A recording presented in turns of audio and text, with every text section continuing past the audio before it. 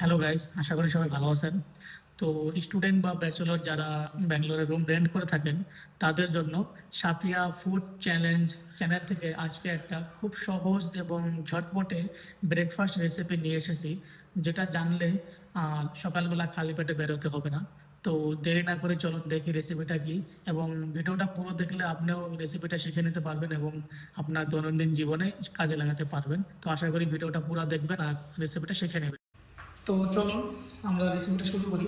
ধরেন যদি কালকে সকালে আপনি ব্রেকফাস্টটা করেন, তাহলে আজকে রাত্রে চালটা ভিজিয়ে রাখবেন না।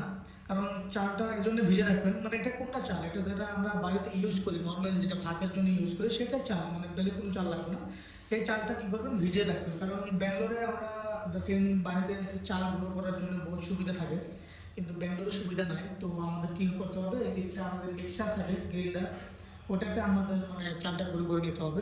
তো ওই জন্য কী করতে হবে, আমাদেরকে এই চালটাকে একটু ভিজে রাখতে হবে। তো চালটা ভিজে রেখেছিলাম, এখন কী করবো, এই চালটাকে আমরা মিক্সারে করে নেবো। চালটা অ্যাড করার পরে আমরা এখানে কিছু পরিমাণে বেসন, যেটাকে আমরা কর্নফ্লোর বলি বা বেসন বলি, অ্যাড করে নেব।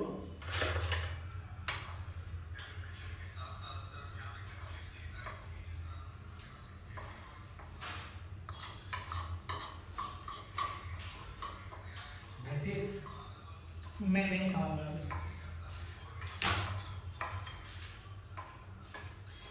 আমার বন্ধু এসেছিল আমাকে চিপস দেওয়ার জন্য, আমার ভিডিওটাতে একটু গড়বড় করে দিল।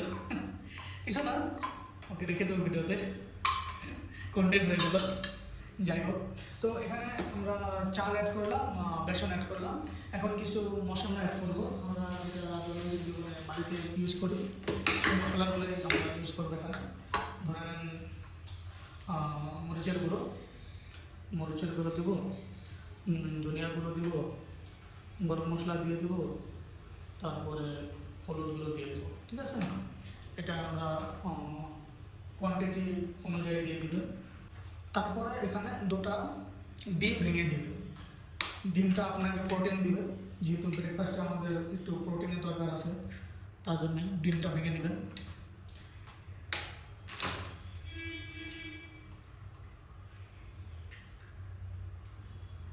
পালং শাক, তো আমি পালং শাক কিছু পরিমাণে অ্যাড করে দিয়েছি এখানে। তো এটা হলো আপনার ফ্লেভারের জন্য। আর এখানে আপনার পাবেন, ফাইবার আছে। এবং এখানে একটু পরিমাণে জল মিশিয়ে দেবো। তো এখন এটাকে দেবো আমরা মিক্সারে, না, এটাকে আমরা মিক্সারে দিয়ে দেবো। আমার কাছে কিছুটা ক্যাপসিকাম আছে, আমি এগুলা কেটে নেব। কিছু কিছু কিছু পরিমাণে কেটে নিয়ে আমি এটাকে অ্যাড করবো এখানে। খুব সুন্দর হয়েছে। তো আমার মিক্সারটা খুব ভালো। আমরা এখানে এখন আমাদের যে ক্যাপসিকামটা আমরা নিলাম, সেটাকে কুচু কুচু করে কেটে নিয়ে আমরা এখানে দিয়ে দেবো।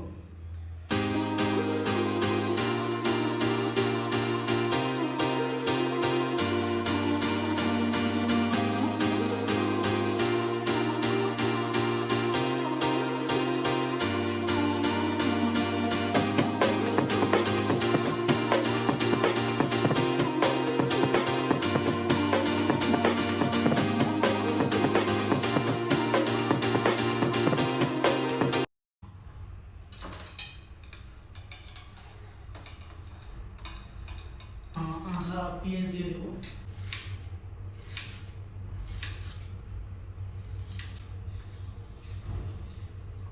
তিনটা আমার কাঁচা লঙ্কা দিয়ে দেবো।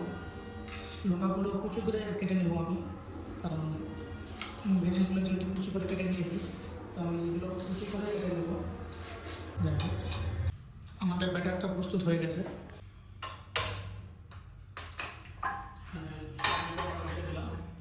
এখন আর কোনো কাজ নেই, কাজ শেষ। এখন তাহলে বস্তুটাকে আমরা ফ্রাই করে নেব, হালকা করে ফ্রাই করে নেব। বহুত দারুণ হবে, খেয়ে দেখতেন, আপনারা বানায় খেয়ে দেখতেন, বহুত সুস্বাদু হয়। আমাদের তাওয়াটা গরম হয়ে গেছে, এখানে তেল দিয়ে দেবো সামান্য পরিমাণে। এখন তেলটা আমরা পুরো তাওয়াতে ফেলে দেবো। এখন আমরা এখানে আমাদের ব্যাটারটা দিয়ে দেবো, অল্প করে দেবেন, বেশি দেবেন না। দেখো,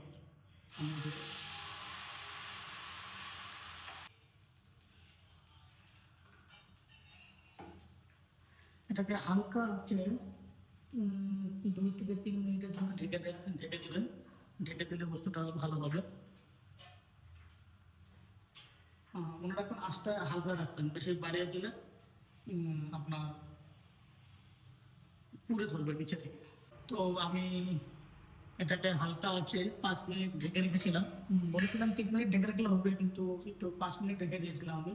তো এখন এটাকে অল্প লড়িয়ে দেবো যাতে এটা আমাদের তাওয়ার লোকে লেগে না পড়ে। অল্প আঁচটা বাড়াইয়ে দেবো যাতে তলের পিঠটা ভালো করে হয়ে যায় আর কি।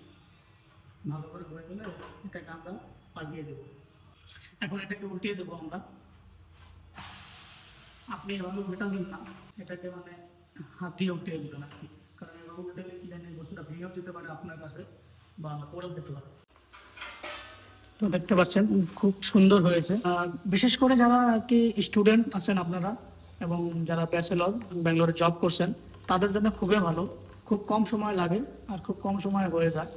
তো এটা আপনারা প্রস্তুত করে খেতে পারেন। আর এটা খাওয়ার জন্য আমি আপনাদেরকে উপদেশ দেবো যে আপনারা চার সঙ্গে খাবেন। এটা চা বানিয়ে নেবেন, চার সঙ্গে খাবেন, খুবই স্বাদ। হ্যাঁ, হয়ে গেছে, যাই হোক, খুবই ভালো হয়েছে। তো আমাদের রেসিপিটা রেডি হয়ে গেল। পুরো ভিডিও বানিয়েছি কিন্তু রেসিপিটা কি বানালাম সেটা বলা ভুলে গেছি। তো অ্যাকচুয়ালি এটা আমরা বলি চিলা। তো এটা পালং শাকের চিলা হয়ে গেছে। তো আশা করি ভিডিওটা আপনাদের ভালো লাগবে, ভালো লেগেছে। আর রেসিপিটাও শিখে নিয়েছেন। তো ভিডিওটা ভালো লাগলে লাইক করবেন এবং চ্যানেলটা সাবস্ক্রাইব করবেন আগন্ত এরকম ভিডিও পাওয়ার জন্যে। তো আজকের জন্য এখানে ধন্যবাদ।